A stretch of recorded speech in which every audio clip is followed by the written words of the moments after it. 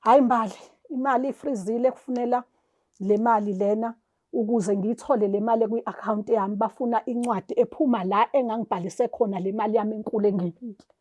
So angisababoni laba bantu laba abengangibhalise kubona sekuvaliwe ama-ofisi abo edrobheni. Kodwa-ke kukanjena sisi, into ithi naye umuntu engimtholile ozokwazi ukuthi enene angenzele incwadi yokuthi iye ebhenki kuvuleleke leya mali ezomesha nale mali esebhenki. Lalela sisi, ngibolekele esitokofeleni u-40,000. Ngihambe ngiyoboleka ngibuye ngizomnika. Usaqhubeka futhi? Ngangimgcina. Ngaleso sikhathi sa-40,000? Yebo, ngangimgcina.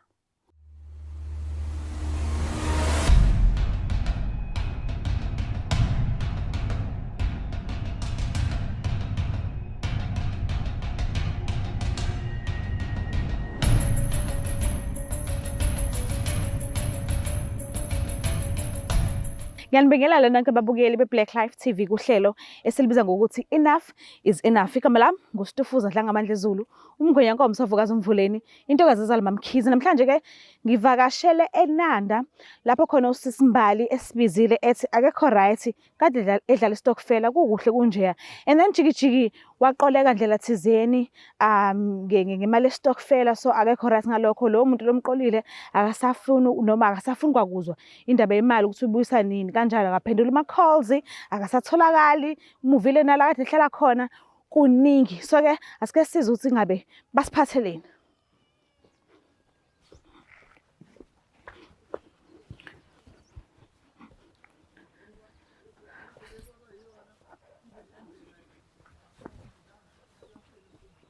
Sabona Mundama? Ngiyaphila sisi wena nje. Ngiyaphila nami.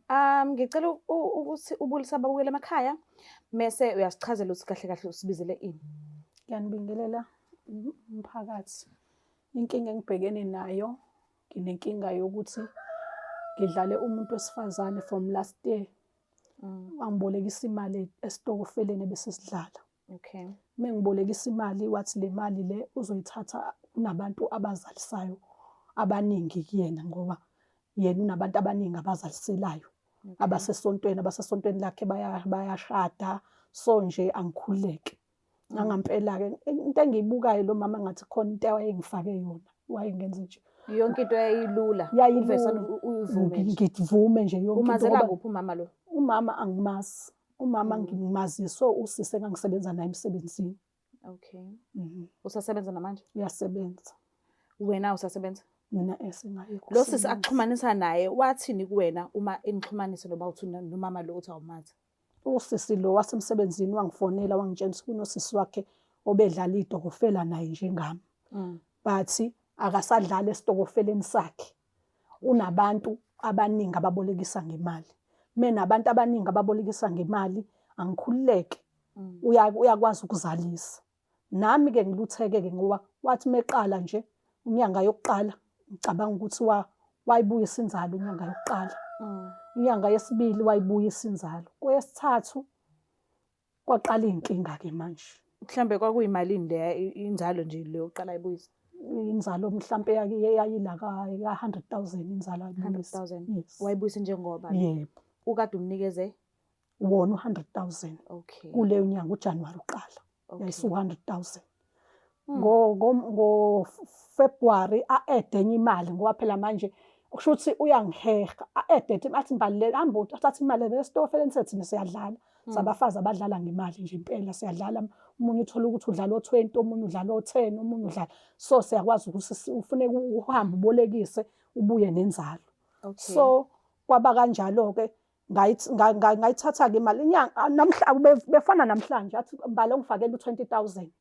Kusasa fona athi ngicela ungifake u-20,000 khona ufuna u-20,000. Ngendlela owayengilutha ngayo kwakudedeleka nje yonke into nginganaki ngoba ukwaze ukubuyisa inzalo ka-100,000. Okokuqala okay wayibuyisa futhi nokwesibili. Yebo, inzalo ngisakhuluma ngenzalo. Inzalo. Njoba sekuyinyanga yesibili sifikile ku-300,000 le mali. Yes. Inyanga yesibili wayibuyisa futhi inzalo injalo. le nyanga le eseqala ngayo inkinga yayisifikile la ku-433,000 isiyonke. So manje the time wena ukade umnikeza ukuthi akayozalisa njengesivumelwano senu, ushilo yini kulabo mama odlala nabo istokfela ukuthi kukhona usiso kanje sivumelene ngokuthi Lutho. awuzange uzwe mhlawumbe isizathu akuvumelekile esitofeleni wena oboleka imali. okay Icala likuwena.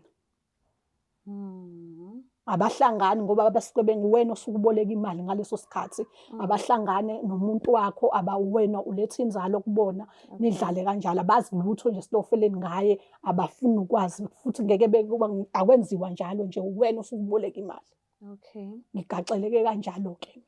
imuphi lo nyaka lo Ngiyakuhlula. nekodlula okay so ngenyanga esithathu kuseyaqala manje useyabika ke manje Ngenyanga yesithathu wangisendela imessage ngilinde inzalo ka-62,000. okay Angitshela ukuthi inzalo yami isekhadini lakhe ingenile.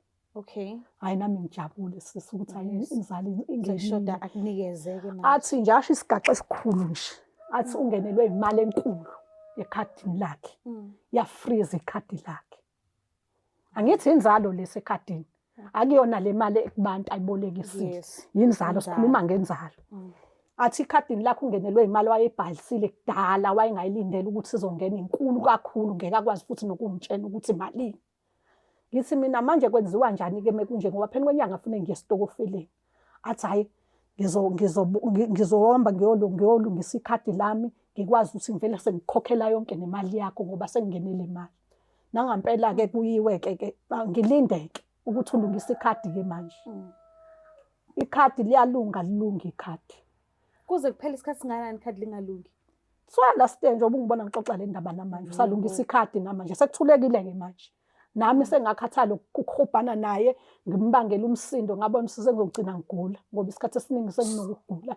so lo mama lo wena umazi ecingweni Ngimazi ucingweni sagcina kodwa sesiyile kuyena. oh wambona Ngambona face to face. Wangigoqa lokho kungigoqa lokho ngalelo langa wayongifaka leyo nto ayengifaka yona yokuthi ngilale. hayibo Ngalala ngampela ke. Yabona ke njengoba ke sethenene ke imali ifreezile. Abuye nesigaxa esingaka sisi. Hayi mbali imali ifreezile kufunela le mali lena ukuze ngiyithole le mali kwi-account yami bafuna incwadi ephuma la engangibhalise khona le mali yami enkulu engiyibile. So angisababoni laba bantu laba abengangibhalise kubona sekuvaliwe ama-office abe edrobheni. Kodwa ke kukanjena sisi. Into ithi naye umuntu engimtholile ozokwazi ukuthi enene angenzele incwadi ukuthi iye ebhenki kuvuleleke leya mali ezomesha nale mali esebhenki. Lalela sisi. Ngibolekele esitokofeleni u-40,000. Ngihambe ngiyoboleka ngibuye ngizomnika. usaqhubeka futhi Ngangimgcina. ngaleso sikhathi sa 40,000 Yebo, ngangimgcina. alutho ama-calls Wayengisendela ama-message last day ngithembisa siyalunga ikhadi lami sengiyitholile incwadi kuwukuthi sekuzolunga. Hayi ngaba ne-stress sesokuthi ngaze ngagula mina. Ngane stress ngaze ngagula. Yabona nje manje abantu beyitofela abafuna imali zabo suka last year. Angikwazi ukuphila. so ake sibuyeleni la sekushaya khona isikhathi sokuthi ayihlukaniswe ke manje awukazi uzubatshele lutho abazi lutho nje ukuthi kwenzakalani and then boom usuthini ke manje kubona ubeka kanjani indaba ngakwazi ukubeka kubona ngoba ngangidlala nabantu ababengazi ukuthi angisona isigebengu ngabachazela inkinga. yes So ba-understand-a ke maybe understand-a kodwa bayifuna imali yabo. ba-understand nje bayifuna kodwa kusalayo bahlala labo bantu labo baseduze nawe noma mhlambe oyedwa ukhona la esesidlala naye la inguqukazi omunye uhlala ePhoenix abanye bahlala nje endaweni. so abezi la endlini bezofuna imali Abezi la endlini. Yo kodwa bayafona amakhonyana babo bayangifonela. Bafuna yona le mali le okufanele futhi bayifuna. So ke udinga ukuthi kwenzekeni manje ufuna ukuthi kwenzekeni mhlawumbe udinga ukuthi sihambe sokhulumisana naye or simfonele noma udinga ukuchazela laba okade udlala nabo ukuthi kahle kahle kwenzakalani? No, angidingi ukuchazela laba ngifuna ukuthi bengifuna usizo lokuthi kuye kuyena direct. Achaze ukuthi imali wayenzani. Okay. Achaze ukuthi imali wayenzani ngoba laba bantu engangidlala nabo ngiyacathi lezi zinto ekanje abayidingi nje bavele bathi mina kufanele ngilungise le nkinga. Udinga yena azosho ukuthi imali wayenzani Ukuze uzokhululeka ukuze ngizokhululeka. So njengamanje nje kusamile istokfela akekho udlalayo nakwena udlala. Basakhulumisana basangifonele akusanjani nabo sidinelene nje kuyafona abakhwenyana babo bayafona la efonini ngilibamba ucingo ngichaza ukuthi nene ngisahupha lo muntu. Namanje usalungisa. So lento ikwenzela izitha engenasidingo. Engenasidingo. Okay. So usisi utholakala kanjani ke? Mangase sizama umfonela manje singamthola noma mhlawumbe usemsebenzini noma ukuphi wazi ukuthi uphila empilweni? Akumazi uphila empilweni. Akumazi. Umuntu engimaziyo lo ngangisebenza naye emsebenzini. Okay. Yena ugcineni nikhuluma naye? Naye uyayikhipha manje uthi mina engangikhuluma naye kodwa imali naye kuyena ngangithi mengithi usisi wakho ufuna imali athi ayisisi wami ikhadi lakhe liyabheda usayikhipha manje uthi yena mina ngangifonelana naye lo sisi. Oh yena usenze umuntu ongangeni. Ongayingeni ongayazi. Imina engayihambisela imali kulo sisi. Okay. It is asimfoneleke khona sizozwa ngaye ke iside lakhe. Yes ngiyakuzwa uma uthi uyazikhipha yena but ngifuna ukwazi nani isivumelwano sikade sitheni khona eseyikhipha nje manje. Mhlambe uma usungineza number yakhe simfonele. Ngeke ngisamthola ngoba usemsebenzini abalibambi usemsebenzini. Inamba yalo yana ngicela simbheke yena. Inamba yalo yintsha. Inamba yalo. Yabo kwaphuma lokho kwaba into yemic. Cela sifonise. Kuyafana noma ngingamfonela uzoqamba amanga. Ngcono uma kuthiwa kukhulunywa naye face to face. Sikuyena ne. Unamanga. Ngicitha isikhathi ukuthi mhlambe futhi angathola nendlela ukuthi abaleke mekuthi siyafona. Pho umkhondo wakhe singawuthola kanjani sivele sekuyena ke? Nanoma bekuthiwa usemsebenzini sizomlinda ye. Noma kuthiwa segedini.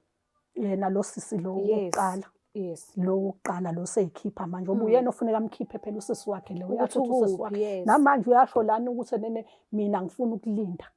Usisalungisa ikhadi. Kufanele uzilinde kuze kube yini? Likhona ikhadi elilindwa iminyaka e100. Alikho lento ngibabuza ukuthi ngicela ningisendele iproof ukuthi imali ikhona ebank abasendisha ama proof. So if lo mama siyamthola still but nakhona athola indlela yokuphunya ukuthi aqamba amanga imali ingabuyi kufanele wenze njani ke manje mhlawumbe uzothola indlela yokubabuyisela labantu imali zabo indlela thizeni noma sisiyena lo mama kufuneka abuyisele imali zabantu if akayibuyisi sebenzi. Oh okay. Kufuneka zame ngayo yonke indlela ukuthi imali yabantu ibuya kanjani ngoba abasafuna enzalo bafuna imali yabo njengoba injalo. Lo 433,000. Kulungile ngicela senze amaminzi athizeni ukuthi sizifikelele kuyena ngoba ngolesihlanu uphuma u3 lo sisi lo sisi lo umqalo wendalo. Singahamba siye kuyena ke ungcono mekuthi akaziwe la ehlala khona singamlinda la isebenzela khona angisho yakwazi. Ngiyakwazi angisebenza. Kulungile singaya khona ke ukuze sizokwazi ukuthi sithole indlela ukuthi sikhomisana and fanele ayibuyise imali.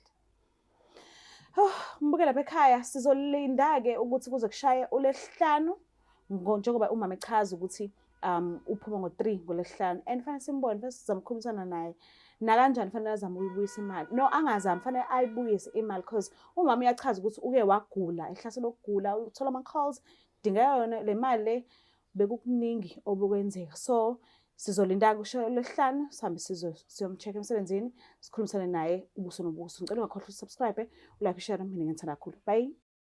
It's the Black Life TV.